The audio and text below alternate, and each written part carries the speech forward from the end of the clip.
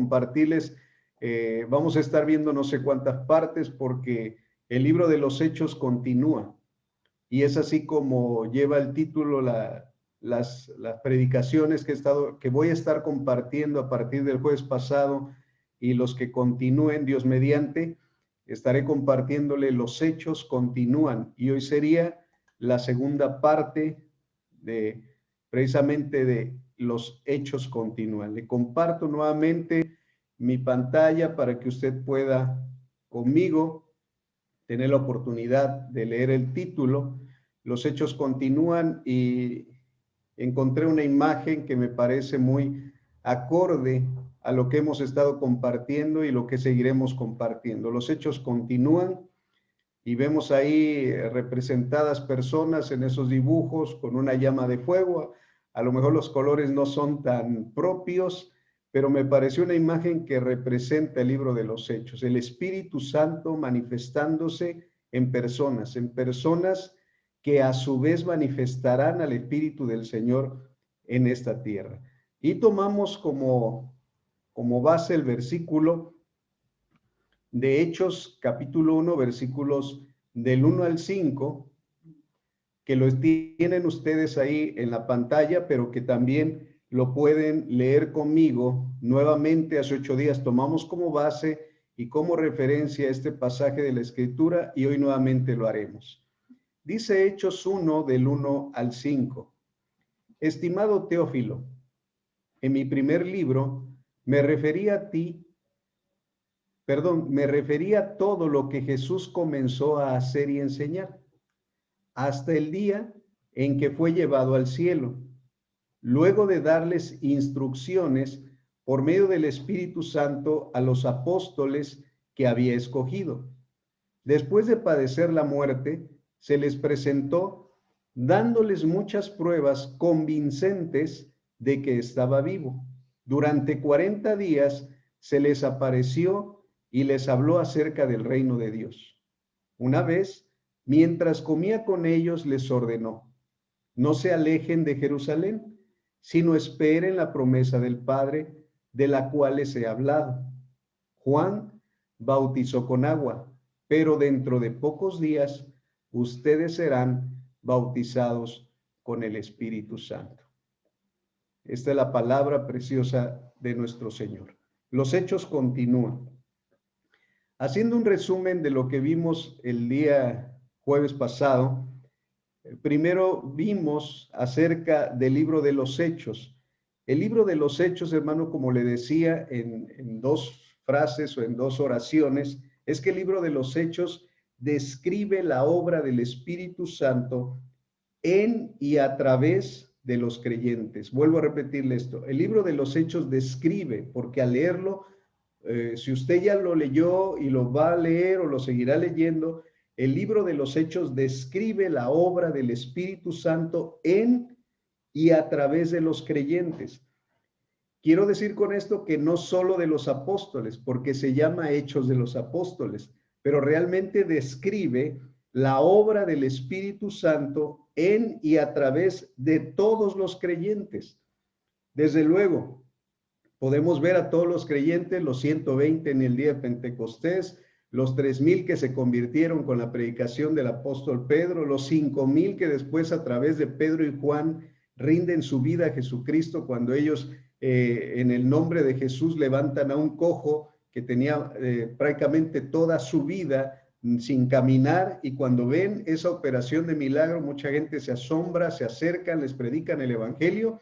Dice que como 5,000 personas ese día se entregan al Señor. Entonces, amados, no muestra solo el libro de los Hechos, en los hechos de los apóstoles, que como bien vimos, este libro muestra los hechos del Espíritu Santo, los hechos que se hicieron a través del nombre de Jesús por la unción del Espíritu Santo. Entonces, en primer lugar, el libro de los Hechos describe la obra del Espíritu Santo en la vida de los creyentes y a través de la vida de los creyentes. Segunda cosa que describe el libro de los Hechos. El libro de los Hechos describe la predicación del evangelio primeramente a los judíos y la apertura que se le dio para predicar el evangelio a los gentiles, a las personas que no eran de descendencia judía. Ahí nos damos cuenta cómo el Espíritu del Señor lleva al apóstol Pablo, después también a Pedro, a compartirle a los gentiles el evangelio del reino de nuestro Señor Jesucristo. Esto lo describe Hechos de los Apóstoles. Pero también, hermanos, vimos que Hechos de los Apóstoles no tiene la palabra fin, la palabra aquí se terminó. Aunque se terminó de escribir lo que el Espíritu le inspiró al escritor, desde luego el médico querido, el médico amado Lucas, aunque ahí aparecen las últimas letras que el Espíritu del Señor le inspiró a escribir, no aparece un final como tal. ¿Por qué? Porque sabíamos que Hechos continuaría.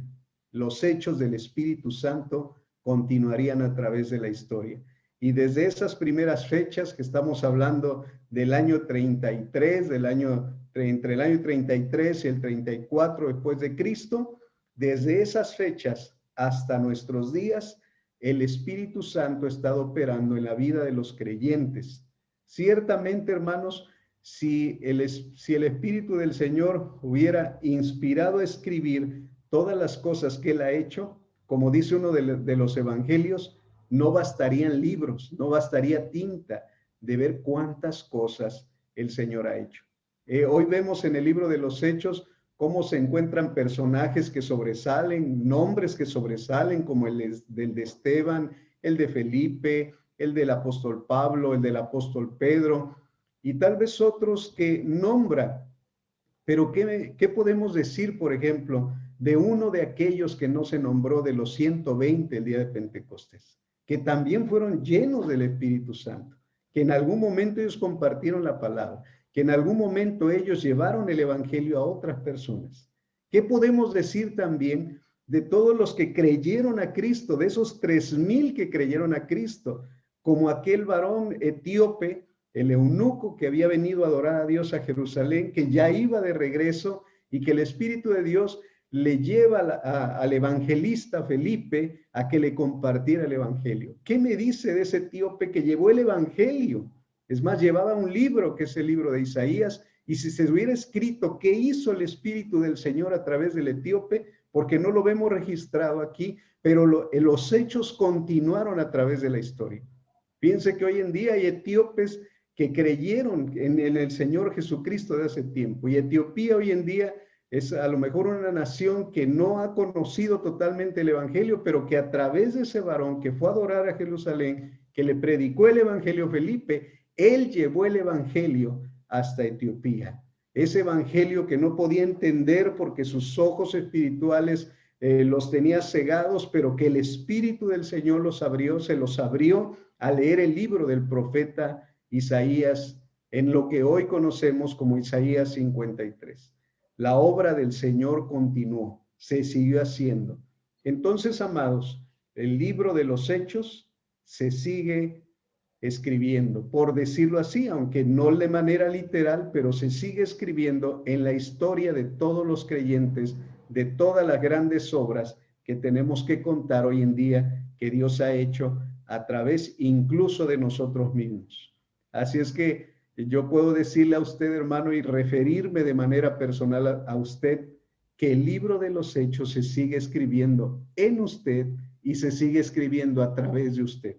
Dígalo con su corazón ahí en su mente y diga: Señor, el libro de los Hechos se sigue escribiendo en mí y a través de mí, porque las obras del Espíritu Santo se siguen manifestando. Y si se siguieran escribiendo esos libros, yo creo, Señor, que mi historia estaría escrita allí también, de las grandes cosas que tú has hecho conmigo, de las grandes obras que tú haces a través de mi vida. Bendito sea el nombre del Señor. Eso vimos a grandes rasgos en el jueves pasado, pero también vimos un poquito respecto a la vida de quien escribió este libro. Y desde luego es Lucas, quien también escribió el Evangelio de Lucas, que tenía como profesión médico, que nació en Etiopía, que muy posiblemente fue uno de los primeros gentiles a quienes el apóstol Pablo le compartió el Evangelio, colaborador con el apóstol Pablo dentro de las grandes misiones que el Señor le llevó a aquel gran apóstol en el Señor a ir a los lugares donde se compartía el Evangelio. Lucas no solamente fue un historiador, escritor, que le dijeron cómo estuvo la historia en los hechos, sino que parte de los hechos él mismo los vivió. Tanto que le mostraba hace 8 días cómo en el naufragio, cómo él se incluía en todos los acontecimientos que pasaron en el naufragio cuando llevaban preso a Pablo a Roma, cómo el Señor, hermano, le permitió vivir a él en carne propia ese naufragio. Y lo que escribió de puño y letra, impulsado por el Espíritu Santo, era porque él lo estaba viendo, y no solamente lo estaba viendo, sino que lo estaba viviendo. Él sintió también la zozobra en el naufragio, él sintió también cómo el viento los llevaba y los traía, él también vio y sintió el momento cuando fueron a encallar en aquella isla. O sea, Dios, hermano, llevó a Lucas a ver la historia y a vivir la historia. Entonces el escritor de Hechos, él también vivió los hechos. Es más, ¿qué significa su nombre de Lucas? Significa el que resplandece. O sea, Lucas significa el que brilla. Lucas es como cuando el Señor nos dice que nos ha puesto como lumbreras. Entonces, aunque él no fue declarado como un apóstol del Señor, él fue un colaborador apostólico. Él fue un colaborador de ese gran ministerio que el Señor impulsó por el Espíritu Santo al apóstol Pablo. Hermanos, en el Señor vemos cómo en unas 2 cartas Pablo expresa que el único que estaba con él era Lucas. O sea, estuvo ahí continuamente sirviéndole al Señor en ese ministerio apostólico. Y desde luego, la gracia del Señor resplandeció a través de él para que ahora nos dejara escrito el libro de los Hechos y también, desde luego, el Evangelio de Lucas, el cual lleva su nombre. Pero bien, amados, adentrándonos ya un poquito, esto fue como la introducción hace 8 días y hoy ya me estoy emocionando también de volverle a contar la introducción, pero quiero ampliar un poquito y entrar ya a lo que es el libro de los Hechos y de qué fue lo que escribió allí nuestro amado hermano médico, nacido en Antioquía, a lo mejor uno de los primeros gentiles convertidos a Cristo. ¿Qué es lo que escribió y a quién se lo escribió? Como acabamos de leer en sus pantallas, usted dirija su mirada nuevamente a su Biblia. Estamos en Hechos, capítulo 1, y a partir de ahí vamos viendo y adentrándonos en la Escritura. Estimado Teófilo, le dice, hermanos, en el Evangelio dice, excelentísimo Teófilo, y le decía hace 8 días que muy posiblemente porque tenía un cargo político o un cargo público, por eso en el Evangelio de Lucas le dice excelentísimo, pero aquí ya había, por lo que expresa Lucas, ya había una confianza mayor de hermanos. Ahora él le dice, estimado Teófilo. En la Reina Valera 60 le dice, oh Teófilo, ya sin ese previo, a lo mejor y muy formal manera de escribirle, porque siempre cuando se escribe algo, pues con el respeto, con la honra, y esta parte de Hechos no es que ya le hubiera faltado el respeto a Lucas a Teófilo, sino que ahora ya había más confianza. Suponemos entonces que ahora ya Teófilo se había convertido a Cristo. Ahora ya se quitó de alguna manera los formalismos, ¿no? A lo mejor ya no le decía ingeniero, licenciado, un título, sino ahora ya le decía mi hermano, ahora ya le decía estimado, amado en el Señor. ¿Por qué? Porque muy posiblemente con el evangelio que le escribió, con la historia que le escribió de Lucas, ya Teófilo ahora era un hermano en Cristo. Ya ahora Teófilo era un varón de Dios a quien le estaba escribiendo esta historia, porque Dios iba a hacer algo desde luego a través de él. Y hermanos, aunque el nombre de Teófilo nos suene a lo mejor no muy agradable para ponerle un nombre a nuestros hijos, porque ¿quién de ustedes, si tiene un hijo, le querría poner Teófilo? Pues la verdad suena como, a mí me suena así como un nombre para un abuelito, el abuelito Teo, el abuelito Teófilo. Bueno, me suena más como para un abuelito, no para un bebé, ¿no? pero realmente el nombre de Teófilo significa amor a Dios. O sea, Teófilo significa amor a Dios, o el amante de Dios, o el que ama a Dios. De Teos, Dios, y de Filos, amor. Entonces, realmente el nombre de Teófilo, su significado es muy bonito, el que ama a Dios. Entonces, a él se dirige este escrito, a él se dirige esta historia inspirada por el Espíritu Santo y vivida por Lucas. Y él expresa que en su primer libro, o sea, el Evangelio de Lucas, él se había referido de todo lo que Jesús comenzó a hacer y a enseñar. O sea, dos cosas básicas le dijo en el Evangelio de Lucas. Todo lo que Jesús comenzó a hacer y a enseñar.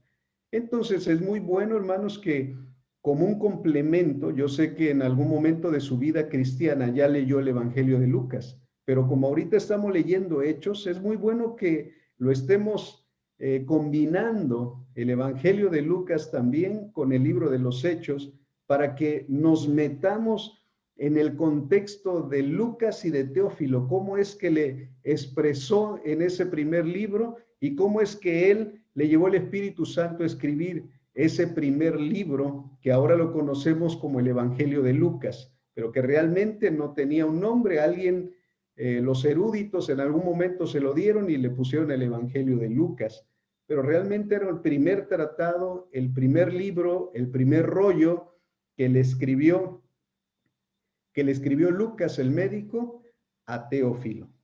Y dice que en el primer libro, o sea, en su evangelio, por decirlo así, que vimos que evangelio es el evangelio del reino, no es un libro en sí mismo, pero cuando le escribe cosas que Jesús comenzó a hacer y a enseñar. Dese cuenta de esas dos palabras, hermano. Son dos palabras muy claves. Jesucristo no solamente fue un maestro que enseñaba filosofía. Jesucristo no fue solo un maestro como en los tiempos de los griegos, que solamente pensaba y la mente se le iba y venía y meditaba y expresaba cosas simplemente filosóficas, grandes definiciones. No querían saber quién fue primero, si el huevo o la gallina. O sea, no era un maestro como los griegos, era un personaje divino que él mismo, Lucas, vio la historia y dijo, no solamente lo que enseñó, sino también lo que hizo. Y amados, cuando leemos el libro de Lucas, el primero, el Evangelio de Lucas, nos damos cuenta de las grandes obras que hizo nuestro Señor Jesucristo. Y esas grandes obras quedaron escritas, quedaron plasmadas, para que nuestra fe en Él sea basada en los hechos de nuestro Señor Jesucristo y en sus enseñanzas. Por eso le dijo, yo te lo escribí para que vieras las cosas que Jesucristo empezó a hacer y a enseñar. Así es que, amados en el Señor, los hijos de Dios, así como Jesucristo, no solamente decimos cosas, sino que nosotros hacemos cosas. Jesucristo hizo y dijo. De la misma manera nosotros debemos de decir y de hacer, o de hacer y decir en el Señor, porque recuerde que la fe requiere actitud, y la actitud es la postura que tomamos ante toda circunstancia. Así es que, amados en el Señor, esto es lo que le escribe el Lucas a Teófilo, y le dice, en el primer tratado te escribí qué es lo que Jesús comenzó a hacer y a enseñar. Entonces, a hacer y enseñar Jesucristo.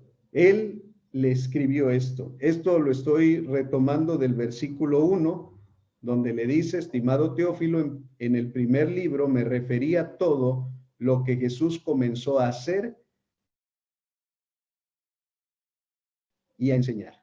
El versículo 2 le dice, hasta el día en que fue llevado al cielo. Aquí le habla de la ascensión de Jesucristo. Del Evangelio de Lucas, en el último capítulo, registra las últimas palabras que Jesús le estaba dando o diciendo a sus discípulos. Y cuando fue llevado al cielo, esas palabras, o sea, desde que él empezó a enseñar, que tenía una de 30 años aproximadamente, Jesucristo, hasta los 3 años de ministerio que estuvo en esta tierra, Esa parte, el Espíritu del Señor le llevó a Lucas a escribirle a Teófilo y ahí se lo vuelve a resumir en estas cortas palabras y le dice hasta el día en que fue llevado al cielo. O sea, desde que inicia su ministerio hasta que es llevado al cielo después de haber resucitado. Porque desde luego el versículo 2 dice, luego de darles instrucciones por medio del Espíritu Santo a los apóstoles que él había escogido. Todavía, hermanos, el Señor se tomó ese tiempo después de precisas y claras de lo que tenían que hacer antes de que él se fuera al cielo, antes de la ascensión. Desde luego, aquí habla la Escritura de su muerte, habla de su resurrección, pero también habla de su ascensión y de las cosas que les enseñó después de haber resucitado.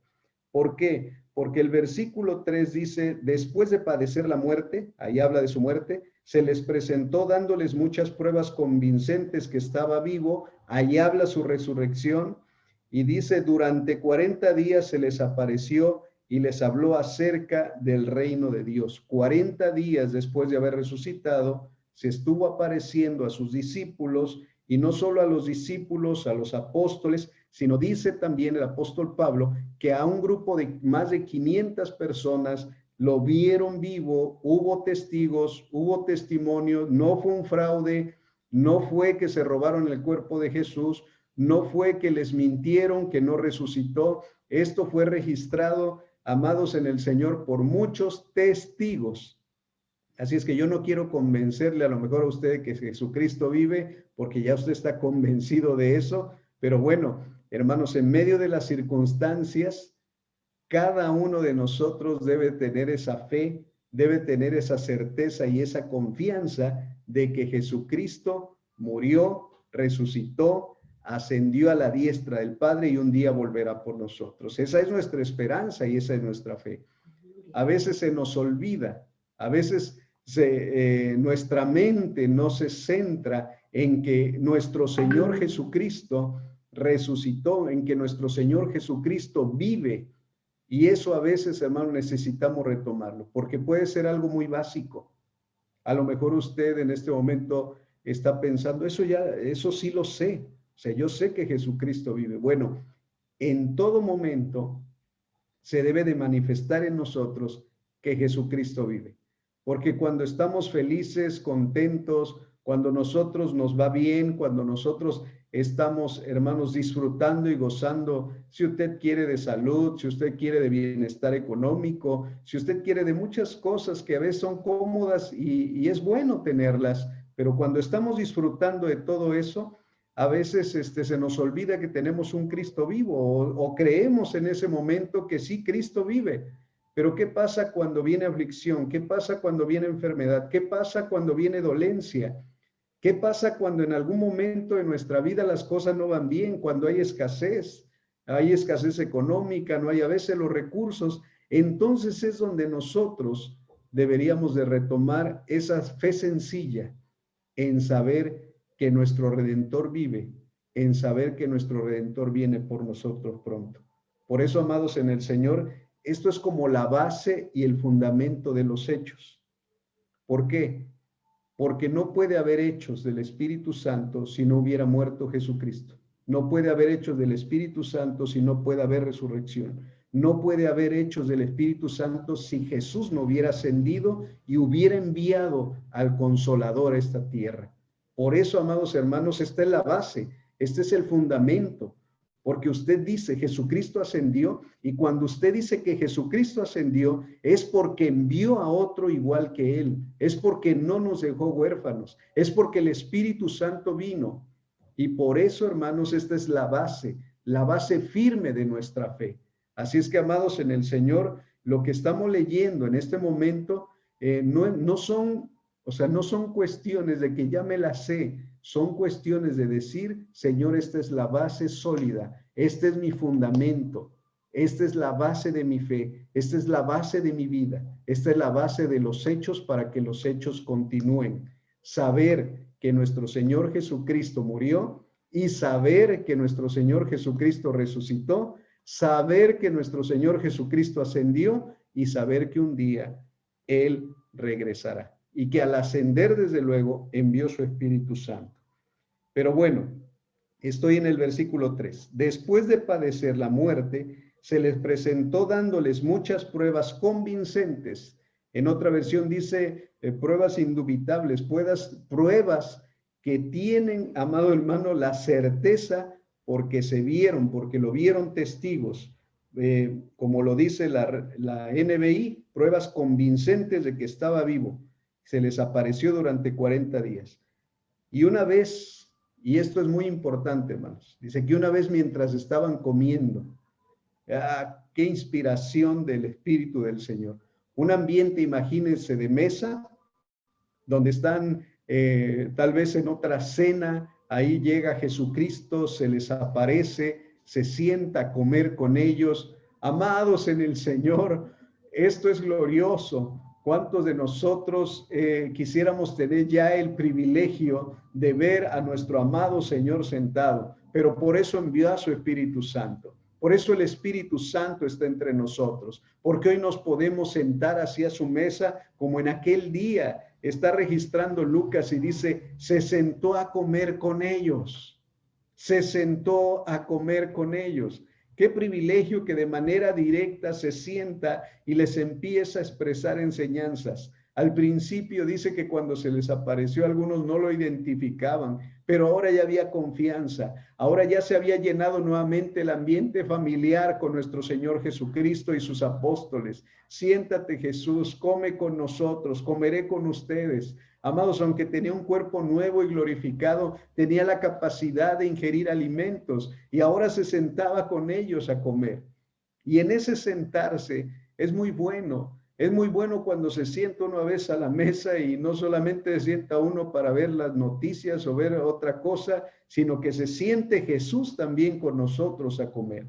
Que se siente Jesús también con nosotros para ver qué es lo que nos quiere enseñar. Y qué privilegio que el Cristo resucitado ahora se sentaba con sus apóstoles nuevamente. Tal vez recordaron aquella última cena que habían tenido antes de morir. Tal vez recordaron esos momentos cuando iban al bosque, cuando iban al monte, cuando iban al campo y se sentaban y ¿qué traemos de comer? No, pues hoy no trajimos nada, pues multipliquemos el pan y ahora se sentaban y la obra del Señor se manifestaba. Pero ahora era una comida más íntima, ahora era una comida del Maestro hacia sus discípulos, ahora era una comida de un Cristo glorificado, ellos asombrados así con sus ojos viendo a Jesucristo que Él estaba vivo y diciendo, wow, ¿cómo es tu cuerpo? Tal vez otros como Tomás dijeron, yo quiero tocarte porque se ve como que resplandece, ese cuerpo es glorioso, yo quisiera uno como él. Pero ahí estaban los discípulos, ahí estaban los apóstoles sentados a la mesa, estaban sentados con el Mesías, estaban sentados con aquel que había resucitado, asombrados desde luego por lo que estaban pasando. Amados, que no nos deje de sorprender el Cristo que vive con nosotros. Hoy Jesús está con nosotros, hoy su presencia está con nosotros gracias al Espíritu Santo.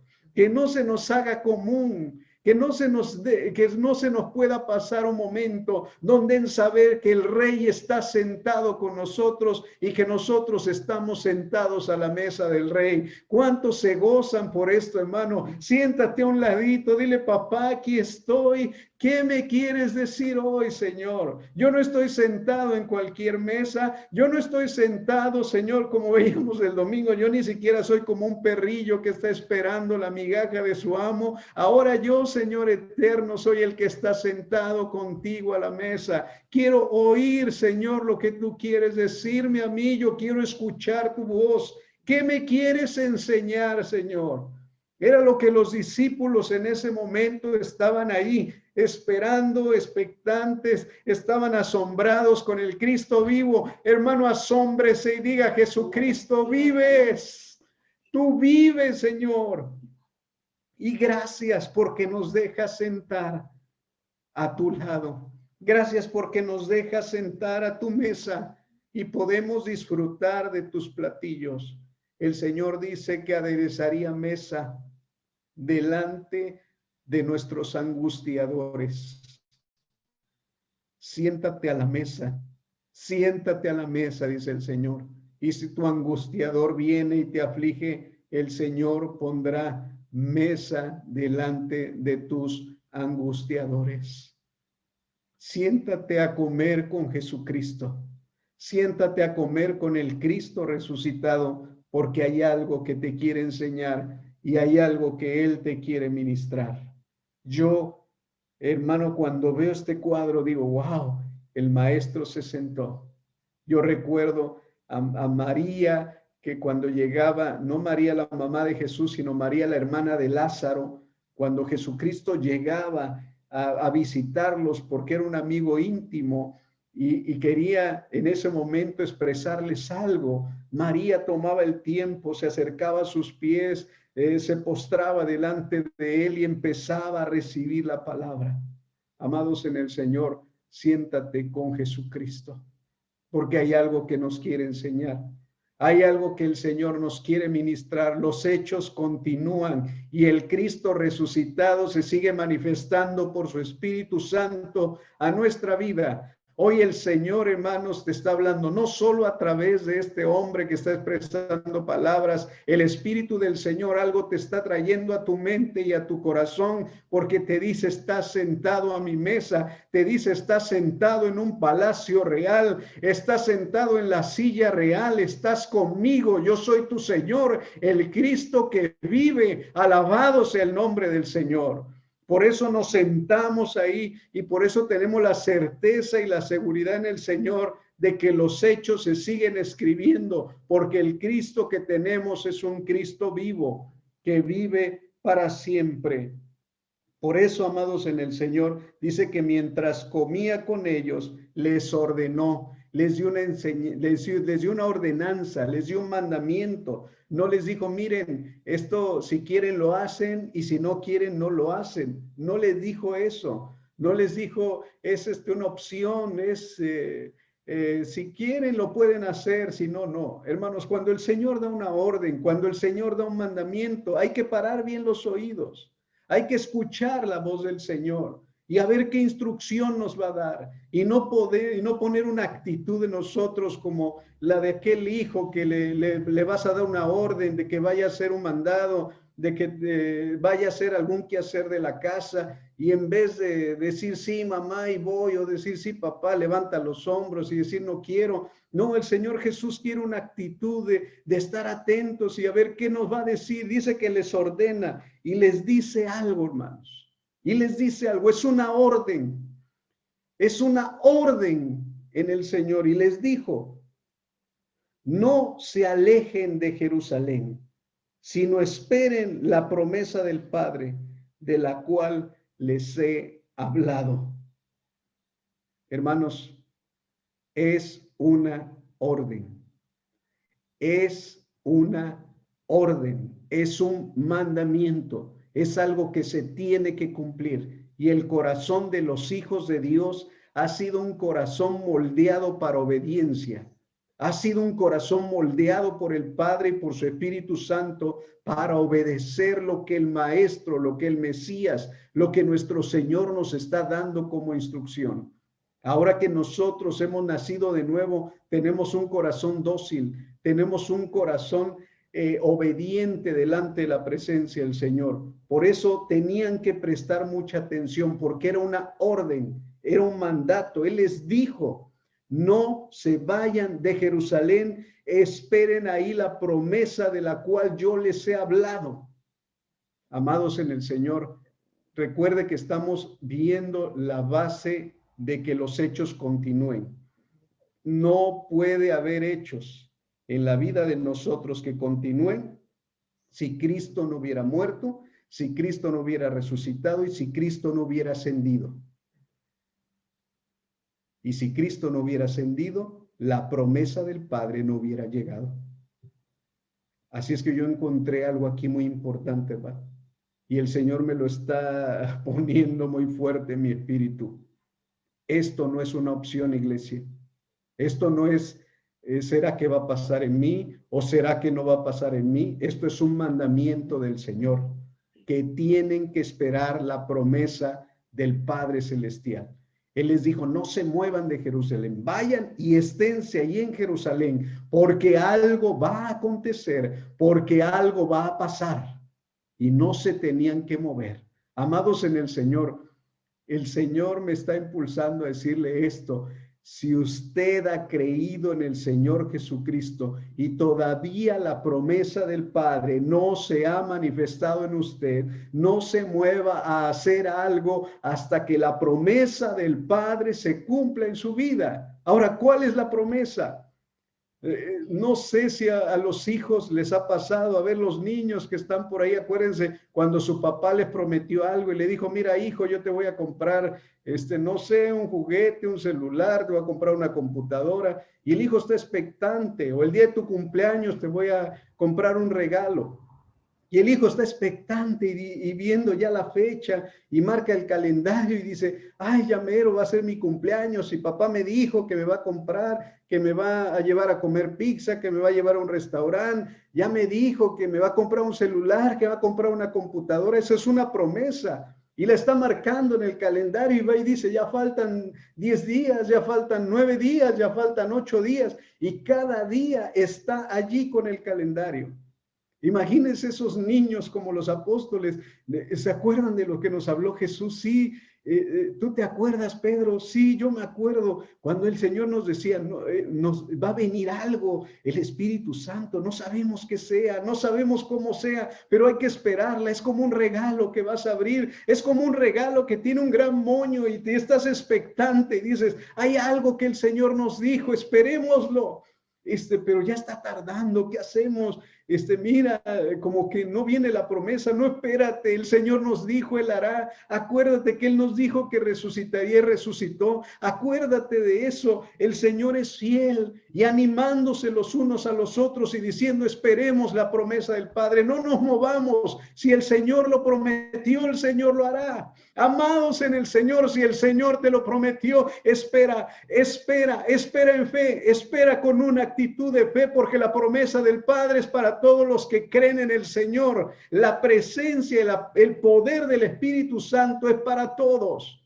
Amados en el Señor, no te muevas, dice el Señor, espera la promesa, se lo prometió a ellos. Se lo promete a usted, me lo prometió a mí. Y si es una promesa, Él no es hombre para que mienta, Él no es hijo de hombre para que se arrepienta. Él dijo y Él hará. Los hechos continúan. Y si los hechos continúan, esto que ellos vivieron, lo tenemos que seguir viviendo nosotros. Que no pase por tu mente la duda, que no pase por tu mente, amado hermano, como una mentalidad de gentil que no mereces, que yo ya le he pedido al Señor muchas veces y no me ha dado nada. Amados en el Señor, que se quite de tu mente una mente gentil, una mente que no le crea al Señor, un corazón incrédulo, porque si el Señor lo prometió, el Señor lo hará. Tal vez usted algún día le prometió a su papá, a su mamá algo y no se lo cumplió. Pero déjeme decirle que el Padre Celestial no es como un Padre terrenal. Si el Padre terrenal le falló un día, si su Padre terrenal un día le prometió algo y no le cumplió, ni siquiera comprarle a lo mejor una pizza, un hot dog, o ni siquiera comprarle algo que le prometió, no se preocupe, Dios no es hombre para que mienta. Si alguien le falló, le prometió algo, le dijo algo y no le cumplió, no se preocupe.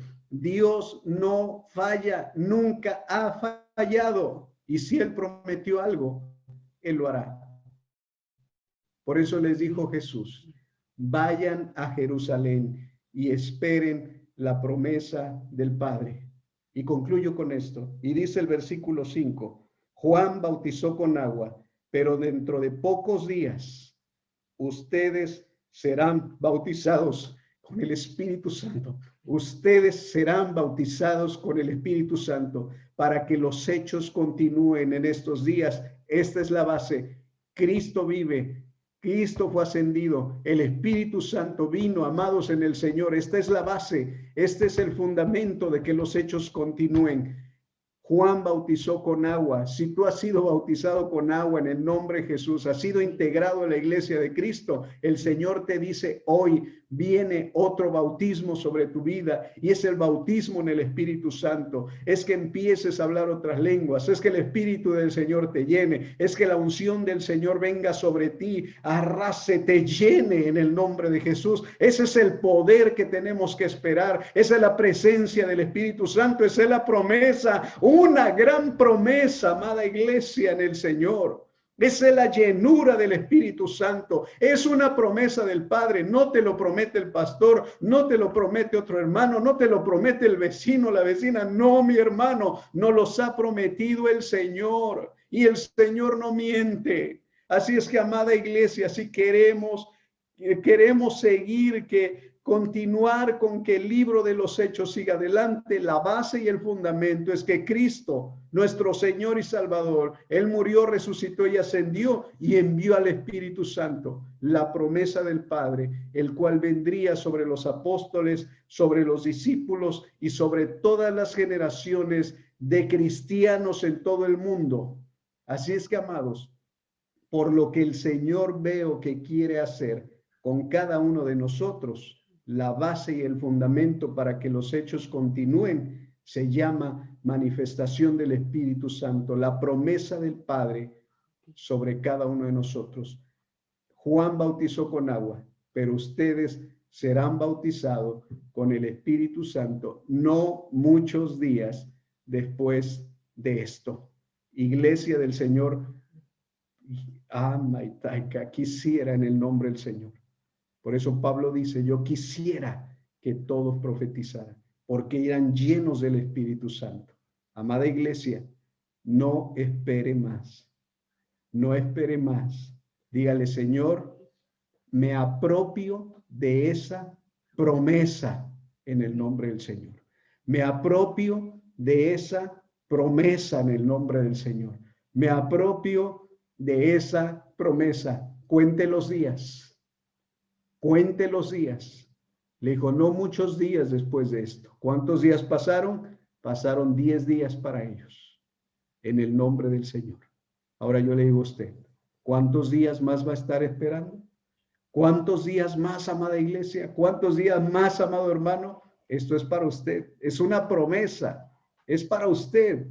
Aprópiese de ella por la fe, así como se apropió de la salvación. Ahora aprópiese de la promesa del Padre por la fe en nuestro Señor Jesucristo. Tome una actitud como la tomaron ellos. No se movieron de Jerusalén, lo vamos a ver más adelante, pero yo quisiera y anhelo con mi espíritu que toda la iglesia, como los 120 en el día de Pentecostés, como lo vamos a ver en Hechos 2, se manifieste hoy el Espíritu Santo a través de su vida, a través de este medio, que el Espíritu de Dios lo llene. Yo quisiera ver lenguas de fuego repartidas en la cabeza de cada uno de los que están viendo en esta noche. Yo quisiera ver cómo el Espíritu Santo en este momento le tome a usted, y yo lo creo en mi corazón. Bendito sea el nombre del Señor, y juntos en el Señor, como aquellos 120, como aquellos que creyeron en el Señor Jesucristo, seamos todos llenos del Espíritu Santo. Es una promesa, lo prometió el Señor, y lo que Él promete lo cumple,